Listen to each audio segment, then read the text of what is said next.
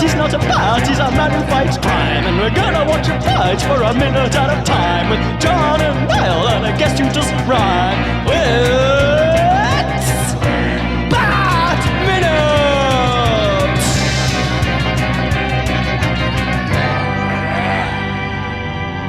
Minute! Attention, citizens of fair Gotham, and welcome once more to Bat Minute of the Phantasm, the show that probably should have taken up rugby instead of doing this nonsense, to be honest with you. I am one of your hosts, John Parker. Oh, and here's a man who has taken years to master speaking into a microphone. It's me. Oh my God. I will say too, one of my cousins plays Gaelic, which is just like rugby times 10. And no, I would never take up that because Jesus Christ, the amount of damage he's gone through. But he's built, he's like 7 foot, he's built like a tank, and he's just like, yeah. So I got like my spine broken, and I got this, that, and the other. But like, oh, that's good. You know? I've played Gaelic once, and it was more fun than I've ever had playing any sport before. Really? Oh wow. Oh, Yes. they try to throw it because Irish sports, so there's like they try to throw us on in Ireland, and I just hated all sports, but that one in particular is like, so you're definitely going to get hurt. Like, there's no way around it. Like, it's designed to hurt. It's designed to hurt. No, it's true, though. And, you can probably tell I'm not much of a sports person. But at school, they would force you to... I didn't mind being forced to play football or soccer for our American listeners. I didn't mind that so much. But they'd force you to play rugby out in the rain. And it's like, I'm like... 13 years old getting smashed in the face in the rain. This isn't good. Why am I doing this? Not to jump straight to it's weird because I always associate though rugby with like the upper classes as well. It's a real ruggers. Yes, like it's a rough and tumble game for the rich. It's like I would imagine the rich want to get hurt a lot of the time. So why do I associate rugby with the upper crust? Oh, it does stem from there originally, and now there's two in this country at least. By the way, we're joined by Courtney and Simon. In this country at least there's like we have league and union. Yeah, there's a division. There's like union is always I'm not saying this is true, by the way, because I'm not again much of a sports person, but people sort of make fun of it. Union is the posh one and league is the common one. Again, probably not true at all. But I think it started off as a posh game. Anyway, the newspaper says Radomski to press. I'm innocent. I like cute little name drops there. So we are here to talk about minute 15 and rugby.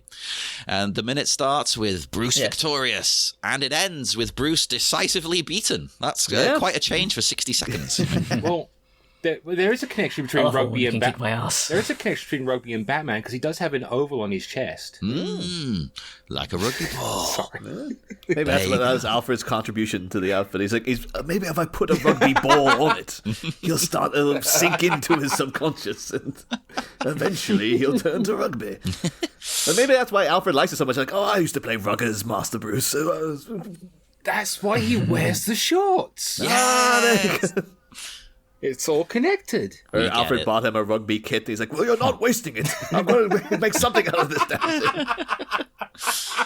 No, that's the thing. If Bruce was a character, like an English character, I think he would be someone who played rugby at a university.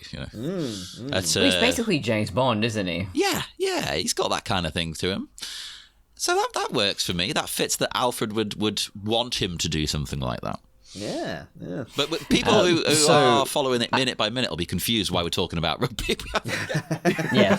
Well, there's it in a minute, I guess. But we do. We see Spider Bruce scurrying away there, and then of course we have the newspaper with a photograph of the crime scene, presumably also taken by Bruce Wayne, that he could sell to the Daily Bugle to keep the whole thing up. Get me pictures of the mysterious bandit repelling vigilante. This paper made me laugh because I took the approach of what we always do in these movies. Every time there's a newspaper, we try and read the article. Oh, yeah. And yet again, the article, even in this, is a load of nonsense crap. Yeah. And the thing is, it's not even like, because sometimes it's about like, oh, people dumping nuclear waste on like a local neighborhood or something. But this is like really boring stuff as well. I was heartbroken to be I read through it, and it's not even formatted properly. It cuts words off. It's like Lauren Epsom. They've copied and I pasted love it. Lauren Epsom. Yeah. Well, it's like loads I about. remember when I first saw it, and I just went, "What the hell is this? It's so spooky." What? My favorite Lauren Epsom screw up was actually I was at a convention and one of the guests' profile was in Lauren Epsom. Like, yeah, someone Yikes. forgot to fill it. Yeah, I love it when that happens, though. Like they because they never expected anybody to look this closely at the paper, because it's like, well, why would they? You can't pause on it. Yeah. No. I mean, there was they could've VHS watched back those- then, but still. yes. But you probably That's it. would it have been good enough to be able to read these words? No. That's the That's thing. what they were assuming. Yeah. Yeah. But They're when not looking on a big widescreen TV. and when you do look at it, it's like a badly cropped and copied and pasted article about like the Environmental Protection Administrator Yeah. and their yeah. approach to pollution and like combating it and things. And there's a whole other thing. There's like the mixed in with that is something about like new school diaries or something. There's a whole sort of like, this is going to be a new way to marking kids' results in this new formatted school diary. It's like, what? Oh my god! It presumably was like they just had a newspaper nearby. It's like, just get that and just slot things and then put a bunch of stuff on top of it. Or it's just one of those things they've just like got, like the Warner Brothers have like stock articles like copyrighted, so they can just copy paste them into it literally. There's like a really boring guy around the office who always drones on. It's like, just you write the articles. He was like, oh, so they got the new school formatting there today, and I would love that job. I would love that job so much. I hope he's Just called to write bullshit text. I hope he's called Radomski. The Radomski department. Alfred and Bruce are talking while Bruce is doing his jujitsu, not against anyone or anything. But his voice, again, this is where you notice the differences in the vocal performance with Bruce Wayne. He kind of sounds like a petulant child, and he says, "They're not afraid of me." It's like, yeah, because you're not scary. You're not Batman yet. And it works so well. All he has to do is, all he has to convey his performance is that voice alone, and he does a great job with that. Absolutely. And I'm really into the Alfred character in general, but I love this Alfred because he really does sort of come across like, I'm putting up with this side thing you're doing. Yes. Like, I'd rather you didn't, but okay. This It's is my your favorite dad Alfred. coming to pick you up from the comic convention, like, good on you, son. I'm glad you made some friends. Now, can we get the hell out of here? Yeah. You wonder what story Bruce told him, because him going like, I had the edge, I could feel it. It's like, Bruce, that was a disaster. Like, nothing went right. Like, you had no edge. You could call yourself the Spear. You had so little goddamn edge. I'm just imagining him as that Naruto kid, who wears the headband every day to school. He runs with his arms behind him. Yeah. Is it because he has no edge? Is that why he's a bat? I think yes.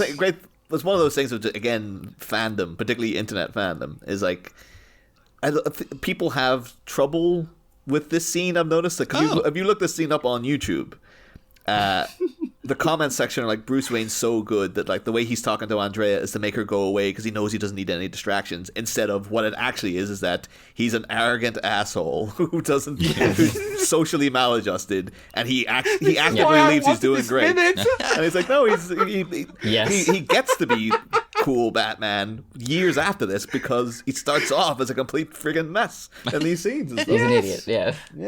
That's the reason why I wanted this minute. Is because he's such an idiot. And that's what's great about Alfred basically trying to say to him, like, don't do this. Come on, get a different hobby. Play rugby, whatever. Like, just not okay, this. we've done the trip to Japan. We've done all the escapology classes and stuff. Now, okay, it's getting old, Bruce. Maybe you should move on to something else. You can also imagine, like, Bruce going to Alfred was like, I want to practice my jujitsu. Where would a normal person practice jujitsu? And Alfred's just like, front lawn. Like, and it's just like, perfect.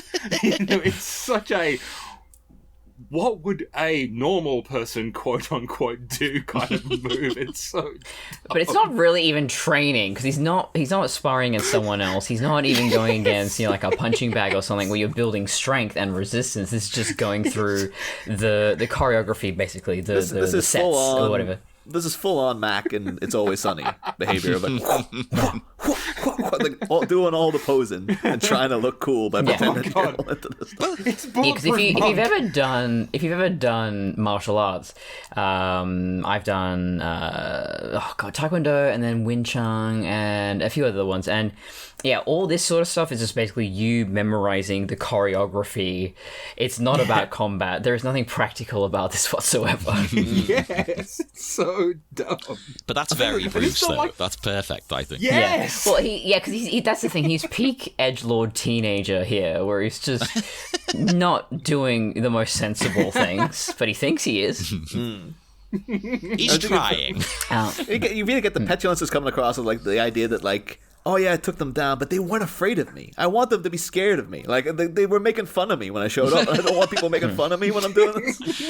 So I need to It's be not cooler, exactly Alfred. Christian Bale in the plane private jet talking to Alfred about, I have to become a symbol. I have to become more than like that's real badass and more mature. This Bruce is not so much. This is more, and then you find out like the reason he chose the bad things is like, well, my girlfriend dumped me. Like the last thing we did together was like this bunch of bats came out of us, and so now it's all think about it makes me unhappy. Oh. So what he's talking about is he's scared of his fears of commitment. Maybe, Yes. Although he guess he is really committed to this Batman bit, so that's the only thing he will commit to. I really like what they've done with Andrea. I think I obviously didn't appreciate it when I was a kid, but now thinking more from a feminist perspective, and just they had a huge challenge of you need to introduce this character just in this episode or this movie alone. You don't have any previous stuff to establish her. And it's the same thing with Harley Quinn. You've got a woman who has to be the equal to the Joker or Batman. Who could possibly be worthy of that? And it's amazing that, well, at least Harley Quinn ended up being more popular than the Joker, at least right now. And that's all down to the magic of this crew and this cast as well. They have always... I've been looking back to all the DCAU and the Justice League and all that. They do really well with female characters. I did not notice until now. Yeah, and what I really like about her is she's clearly interested in Bruce, but she's not gonna play games or mess around. She's just like, look, I'm interested in you. Do you want to give it a shot? I love the dialogue of, well, it's been a few days you haven't called. What you expected me to, even the ones with brains? I expect a guy to Bruce's call me back. comeback there was terrible, right? I thought, because she has a great line where she shows up, looking amazing in this outfit, and she's just like, Very hey, Lauren Bacall. very, and she's like, hey, what happened to you? Trip over some loose cash. I'm like, oh, nice. Burn. So good. And his comeback. You expect every guy you meet to call you up? And I'm thinking, well, yeah, if you meet and connect like you two did, absolutely. Well, yeah. Now, is anyone familiar with the term Hawksian woman? Oh yes, we'll form the archetype established by Howard Hawks. Exactly. Yeah, although there's a quote here, despite his preference for this kind of woman, Hawks never considered himself a feminist and simply stated that he thought these women were lively and interesting both in films and in life. Yeah, funny that if women are allowed to be human beings with agency and motivation and a voice. Yeah, but you see this. Well, they don't go for this archetype every time with the DC women in the animated universe, but you really get that a lot with Lois Lane, which happens to she also happens to be voiced by Dana Delaney, who voices Andrea, and so I guess there's just something about her. I don't know if is this the first time they would have known her and then they put her as Lois Lane, or was that? Oh yeah, it was from at the same time. The strength of her in this. They were like, you should really audition for Lois Lane. Like we're developing the Superman show. And then she's like, just go down the hall and audition for it.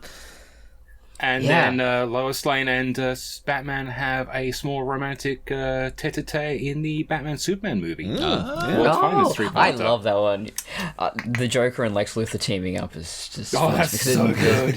They're so dysfunctional. And Mercy and Harley beating the crap out of each other in the background for like reasons. Yeah, thank you, Bruce Timm, for creating both Harley and Mercy. They're very great. They're great contributions to popular culture. Very important. That's also the movie where Joker shows his legs and you realise he's not actually wearing spats. Yeah, this is bare leg. That's just his feet. He's wearing like slip-on loafers, I guess. Yeah, that was mind-blowing. Yeah, he's doing the Don Johnson there, no socks. No. That's how you know they're a villain. Yeah. Although should also mention though to talk about some little things that pop up through at the minute is as is our want. Going back to the line of they weren't afraid of me. I have to strike fear in them right from the start. In the novelization, I do enjoy that Geary Gravel, who wrote it, put in Alfred saying, "That's a great name." Oh yeah, I'm trying to decipher if it's the guy's actual name because it's too good to be like a person's actual name. But that sounds like a great noir detective writer, not name. Yeah. But he writes in Alfred saying, "Well, perhaps you should tell them you're from the IRS then." Which is just like a little. That's very Alfred like. So I appreciated that. Kind of wish that was in the movie, frankly. One thing too I did want to bring up as well is that now we've gone into a flashback of younger Alfred, quote unquote. I really wish they'd taken the opportunity to bring back Clive Revell to do the voices for these scenes, because if people aren't aware, Clive Revell did the voice of Alfred for 3 episodes of the animated series, and then they chucked him. They got in Ephraim Zimbalist Jr. And I've been trying to figure out why was Clive Revell chucked out, and there's nothing online to verify what it is, but I can only assume it's because his Alfred wasn't very good. He just sounded like he had a cold. Oh, yes, Master Bruce, we're going to do that straight away. And it was very it sounded like a guy putting on droopy dog. Yeah, it really sounded like, because Alfred, blow your damn nose. Clive Revell is actually New Zealand. He's a Kiwi actor. And it's really sounded like a guy putting on a cartoony butler voice. But I kind of wish they'd brought him back though, for these, or Ephraim Zimbalist had done a kind of this Clive Revell-esque kind of voice. But so you're saying a New Zealand actor should never play Alfred? No, never, ever. Never ever. Bunging on a British accent like that, never. There's some fresh berries there. But I should also mention though, for people who don't know, going well, who's Clive Revell? He also is most famous for getting chucked from another well-known property. He was the original voice of Emperor Palpatine in The Empire Strikes Back. Oh yeah. Before Ian McDiarmid came along, they had the famous scene of Vader talking to the monkey face, which was a combination of the artist by actors who. So I was going to say I'm fascinated by actors who their entire career is just near misses. They might have some things that ended up on screen, but for the most part, they almost played Palpatine. They almost played this, that, and the other. Yeah. I mean, it's really frustrating for Clive Revell, I guess, because he apparently I think he's boasting about it, but it sounded really sad to me. Where he's at Star Wars conventions and people are like, "Oh, so who are you?" And he's like, "Do you remember this scene?" Or now close your eyes, and then he'll do the lines for them, and they're like, "Oh my god!" But it's like the fact you're having to do that to prove that you I was the Emperor for a hot minute, and now I've been replaced because Lucas literally came in and put in Ian McDiarmid over the top of me and re-releases the stuff. Unless you're me and you watch the despecialized edition, the proper one. But yeah, I found out too, the way Ian McDiarmid got that part out from under him. Well, not out from under him. It's just that basically, as they went on to do Empire Strike or Return of the Jedi, they're like, we wanted to change it to more of a Eldritch inspired, more arch version, and Clive Revell's very there's been a great disturbance in the Force. He's very formal and stuff. But it's a totally different character. Yeah, and then because apparently what he'd done is that Clive Revell just knew Irvin Kershner and came in and did 3 takes, and I was like, "You need this done? Okay, right, done." Walked away. That makes me think of Krusty the Clown recording his lines for his doll. It's exactly that. That's what he did. And then Ian McDiarmid came in and they were like, "Can you do it in a Clive Revell style?" And he's like, "Let me tell you, that guy didn't know the character. He didn't know what character he was getting into. and 2, he was boring. So no, I'm gonna do my own version of the.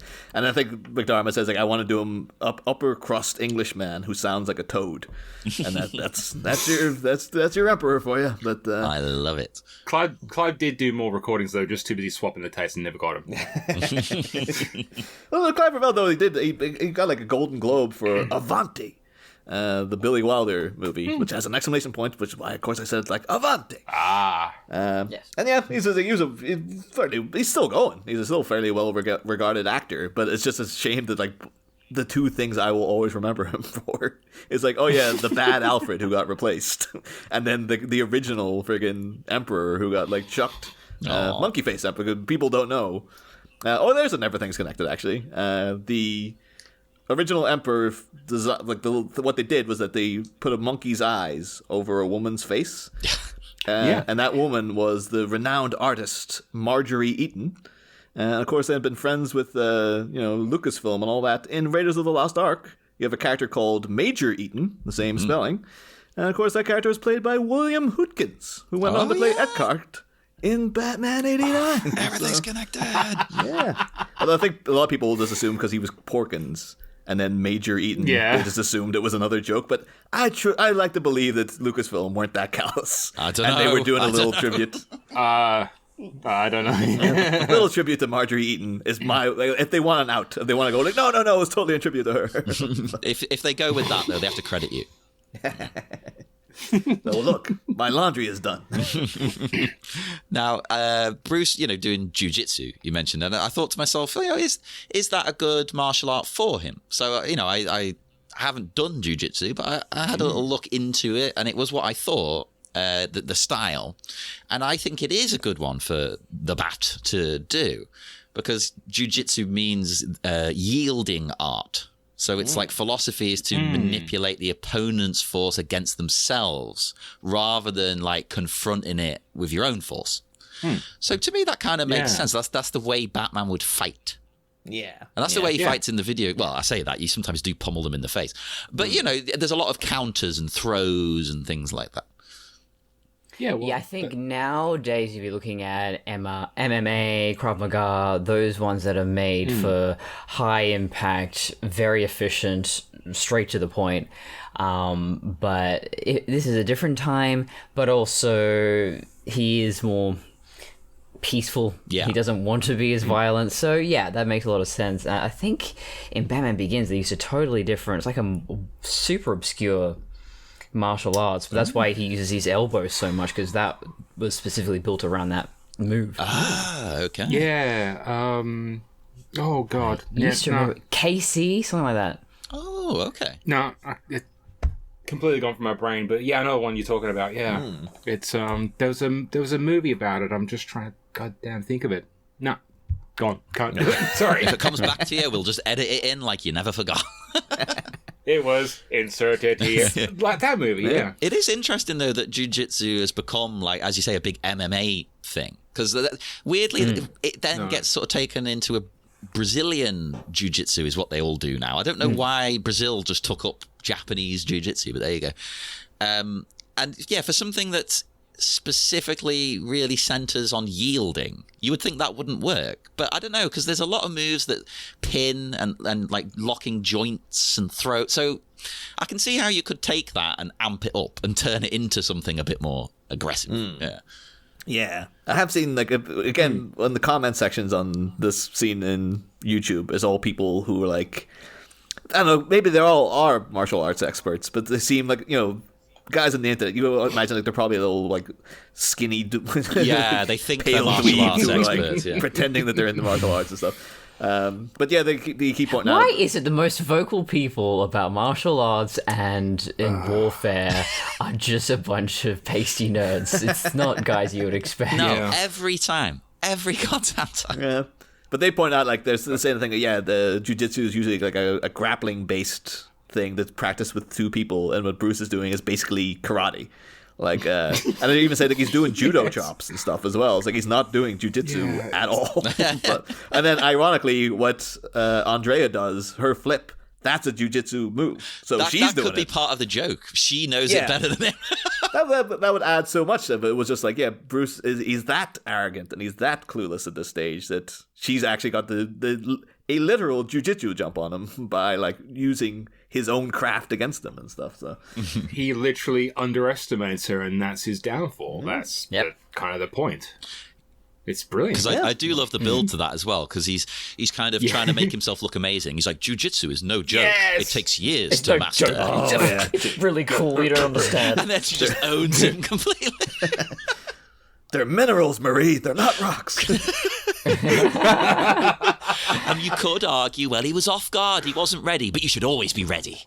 Oh, they don't argue that in the YouTube section, let me tell you. This is why he's not Batman yet, because he needs to get his ass kicked so he can become the true Dark Knight. He needs a humbling. He needs to be knocked down a peg. Like it's a whole thing. They actually do go into Bruce's training in the animated series. It was like the Night of the Ninja as the first one. You find out he trained with Yoru, who was sort of like a very your classic sort of stereotypical martial arts grandmaster with a long white beard and stuff. But the whole big thing is that he had another guy there called Kawaii Ken, I think, but he was basically the bad ninja who could actually beat Bruce Wayne. And Bruce just keeps getting angrier and angrier. And then when Kyoto Ken comes to Gotham, the big stress is that he's the one guy who could actually beat Bruce at martial arts. But you see, it stands through in that episode too, Bruce training. He's incredibly hard on himself. He never, he refuses to get humbled in any way, because he's just like, no, I just have to be better all the time. I can never just let anything go.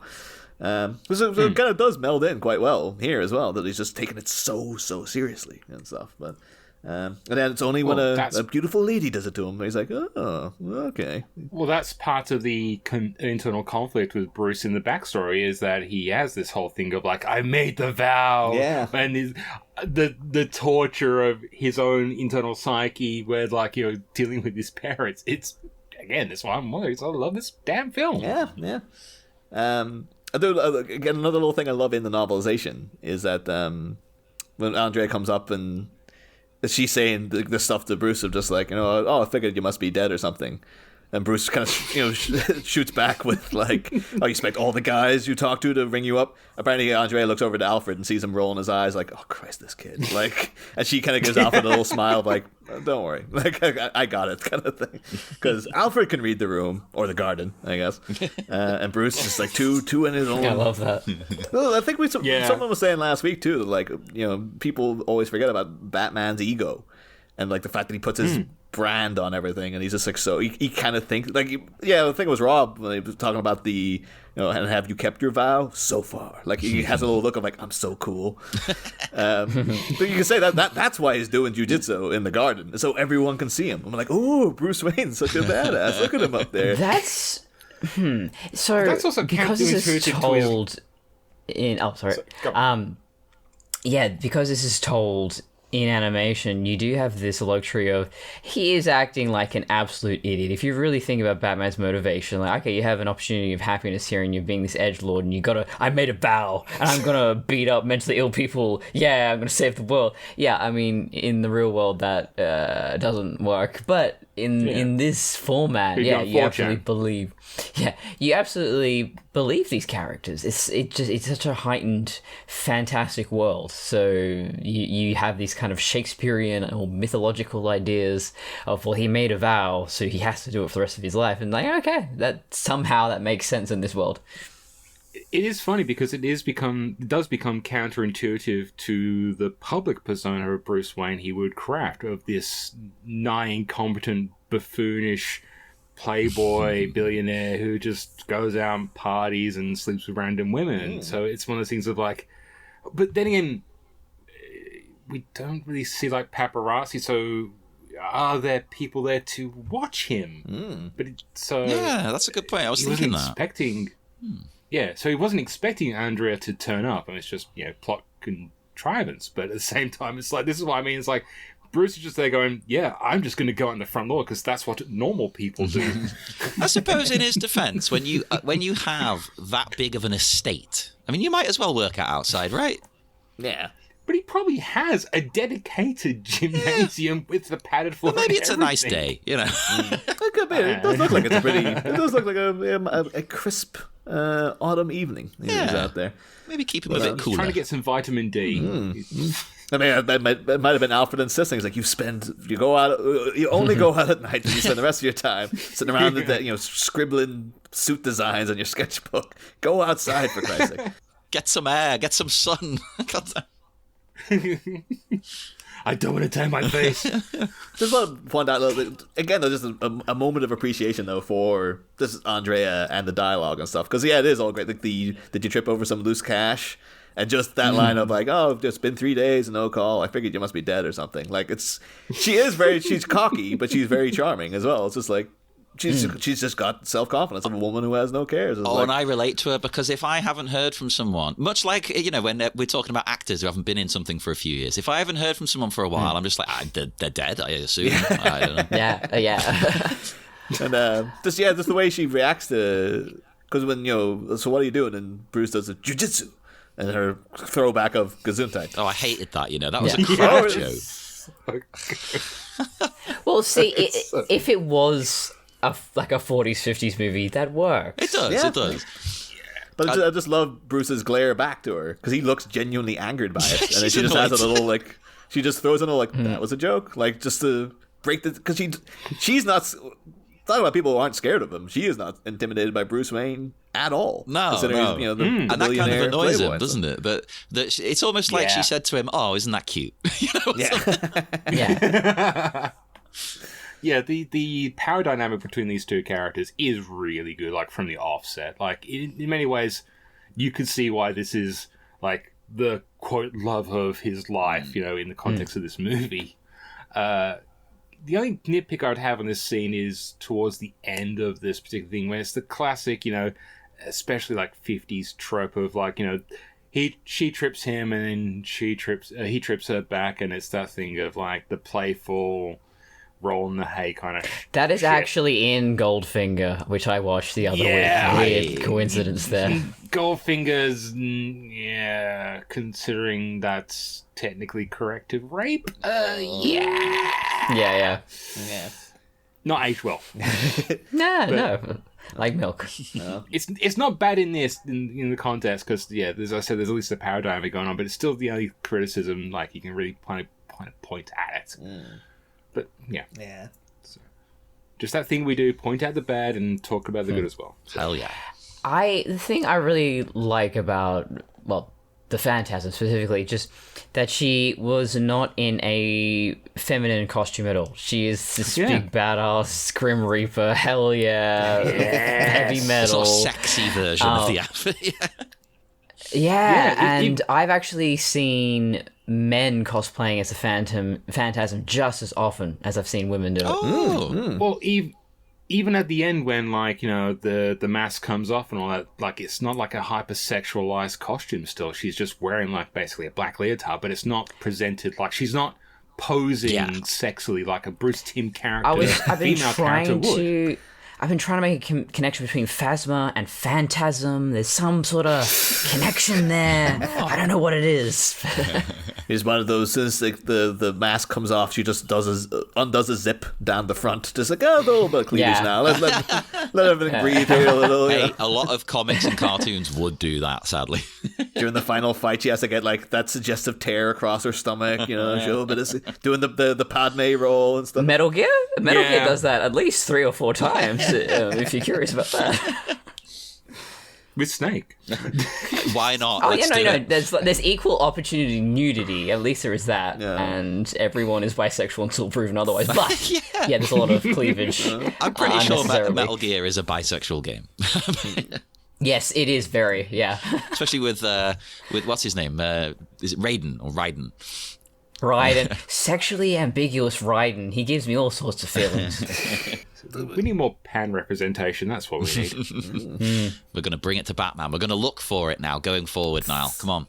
Yeah, instead of See Metal Gear. James Just play Gunn Metal Gear. only putting in Bruce Wayne using a hammer, he always brings a pan with him as well. There's your pan representation. But no, I will just say though quickly to throw out, because we don't even mention it yet, but the character of Andrea Beaumont is loosely based on the character of Rachel Caspian from Batman Year 2. And I say loosely is because Rachel Caspian is lame. She's got no wit. She's just a milquetoast, dull character. So dull, in fact. The twist that they've done here is that Bruce is so hyper-focused on his vow in this movie, and that's why it's kind of making him think twice about being with Andrea. Rachel Caspian is literally becoming a nun when Bruce Wayne. She's about to take her vows. And, the Captain Kirkenham, I guess, or the James Bond is just like a challenge, I see. Okay, so that makes me hate him even more. Yeah, Jesus. so he's just like, yeah, they get engaged. He's like, all right, you ain't having this one, convent.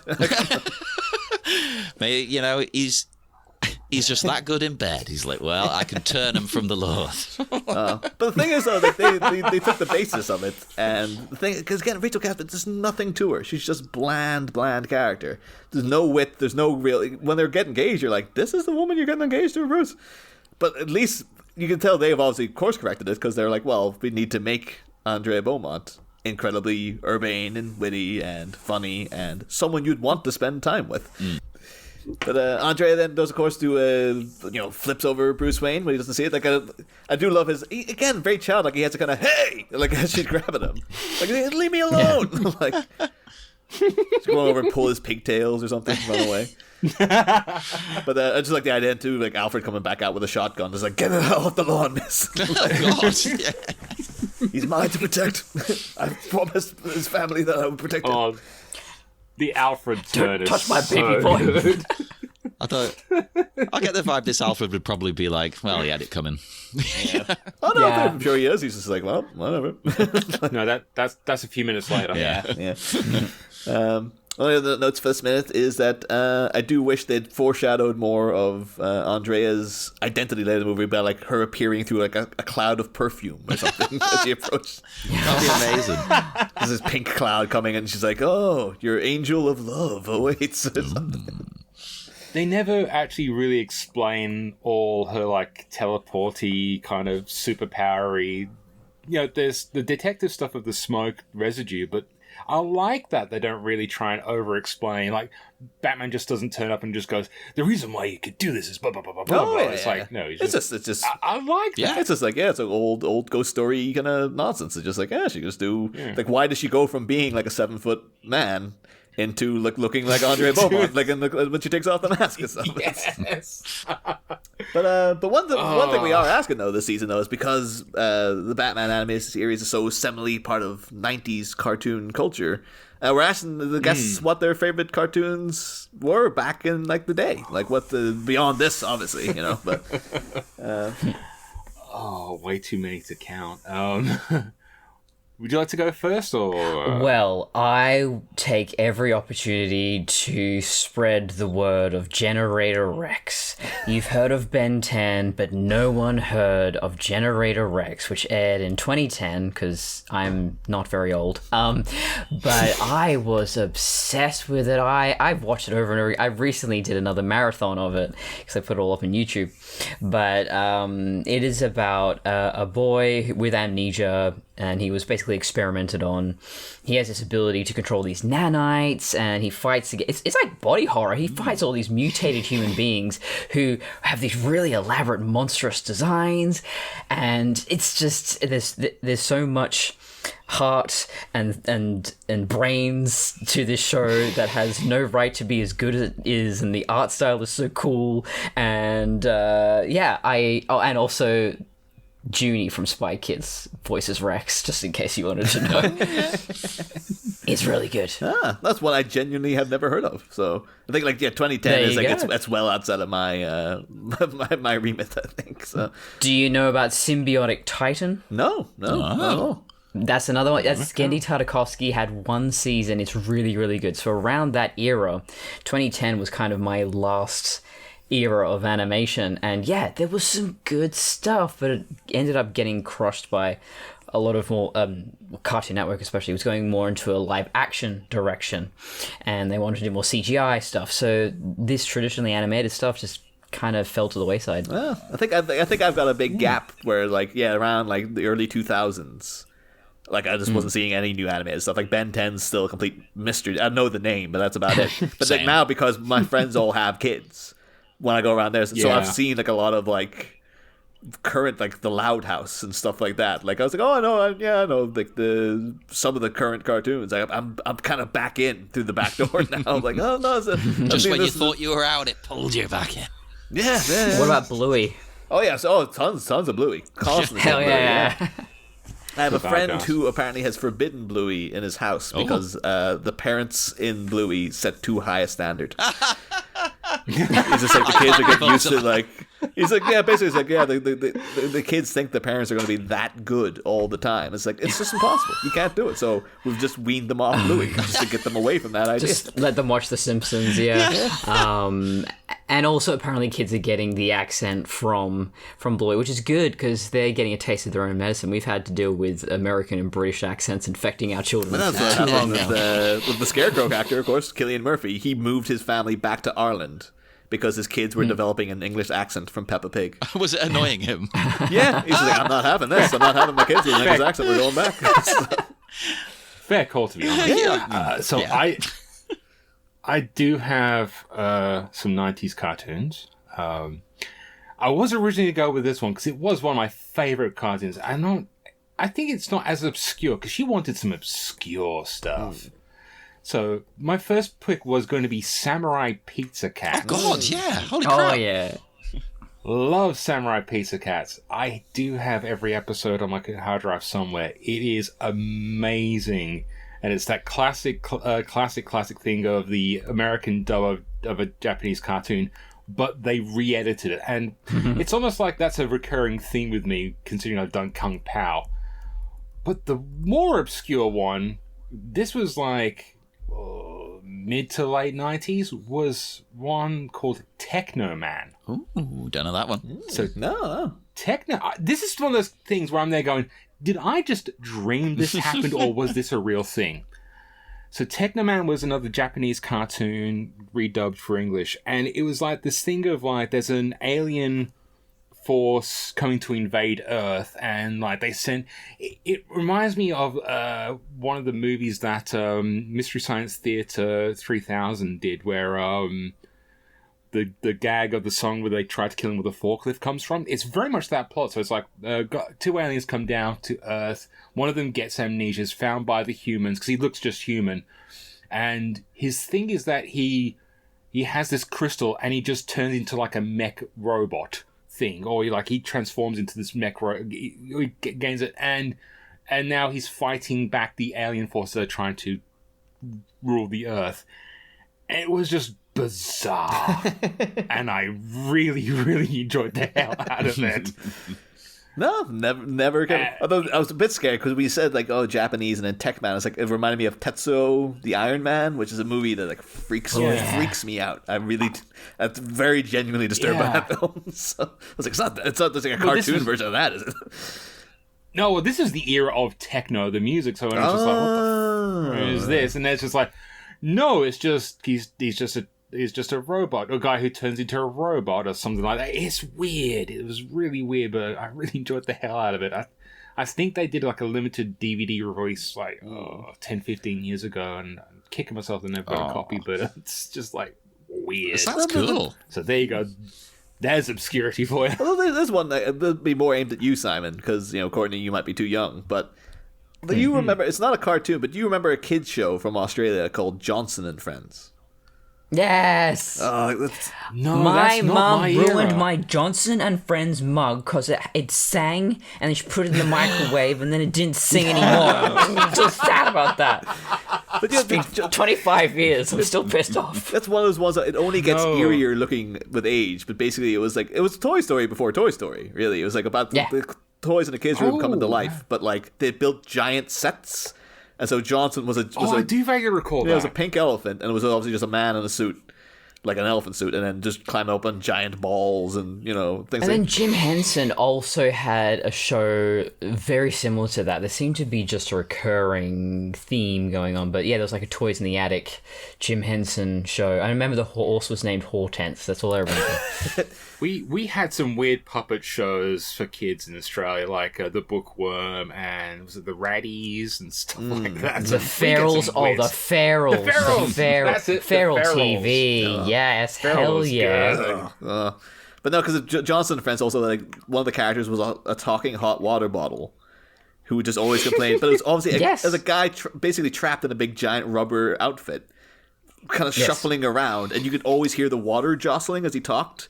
And I think they were supposed to think, oh, it's cute. It's like, this is very disturbing to me. Like, it's just something about it really was just very unsettling. And looking at it now, yeah, it really is one of those, like, I don't think I think you should have walked this kid show idea back a bit, because it's just like, it's a bit much, man. It's a bit much, But yeah, the only other note I have for this minute myself is this, going back to Clive Revell, because I just want to bring it up, John. The clock every time it happens. Clive Revell also featured in an episode of Freakazoid. So, hey! Oh, yes, Freakazoid. And apparently, I saw a few episodes of that. Great show. Deadpool before Deadpool. Yeah. And also, he was in an episode of the Clueless TV show called Cher's Weekend at Bernie's, where he played her English teacher. And she wanted to talk to him about getting an A, and he died midway, so I think she faked the grade. And it seems like this seems like an episode. We already covered the Clueless non-denominational holiday special for Christmas there last year. I think we should go back and do whatever the hell this episode was, because if it involves Cher Horowitz carrying around Clive Revell's corpse I'm into and it. pretending that he's alive, then like clearly this is the way to go. But Sounds amazing. We're doing it. It's going to happen, people. So we will head off into the dark, dark night once more. Would you both like to promote anything before you go? Anything different to last time? Same thing? Whatever you like. Yeah, same thing. Painting with Night. Paintingwithnight.com. It's all my photography stuff. And 60 Seconds to Comply. And whatever Courtney's going to plug. Yes, so there's Metal Girl Solid, which doesn't have a website yet or anything. We're still in production there, making our Metal Gear podcast. And then, I actually have YouTube if you want to hear me talk about my very dramatic life. So that's just Courtney Coulson on YouTube. Cool. Check that out, everybody. And as always, just look us up. Facebook, Twitter, Instagram. We're on all of them. All of the above. And why don't you go to our network, Sleepy Charlie Media, on Patreon? Because for like $2, you get bonus things. It's nothing. $2. Less than a coffee. So do it. And we will be back on Monday with more exciting Bat-Minute action. And, as always, new guests for your delight. So join us then, Batmites. Next time. Back to life, back to reality. There's cat and canoodling as fancy footwork and kung fu treachery result in a round of lip-locking debauchery. And while knocking boots back then bemuses the butler, which Babby-based briefing will bring Bruce back to the future. There's talk of a twinkle-toed tinkling of the ivories on Monday, bad mites. Same bad pod, different bad minute. Must have top, stiff it,